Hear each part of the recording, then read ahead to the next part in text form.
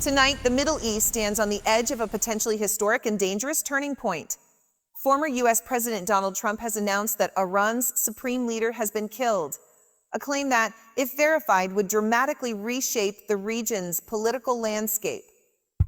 However, officials in Tehran have strongly denied the report, dismissing it as misinformation and psychological warfare. The statement follows a wave of coordinated U.S. and Israeli air operations targeting strategic sites across Iran. The strikes, described by American leadership as decisive and successful, have triggered swift retaliation from Tehran.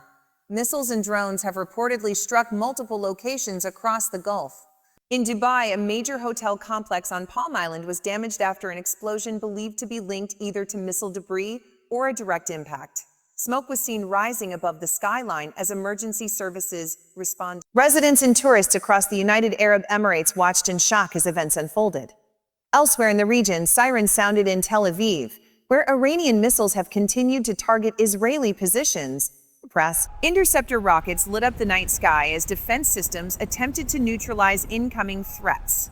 In Tehran, explosions were reported near government compounds and key military installations. Satellite imagery appears to show significant structural damage in areas linked to Iran's leadership. Israeli officials claim the strike targeted the supreme leader's compound directly, though Iranian authorities insist he was not present. Israeli Prime Minister Benjamin Netanyahu stated that the operation aimed to dismantle what he described as long-standing threats to Israel's security. Meanwhile, Washington maintains the objective is to eliminate what it calls imminent dangers posed by Iran's missile and military capabilities. The White House released images showing senior officials monitoring developments from secure locations.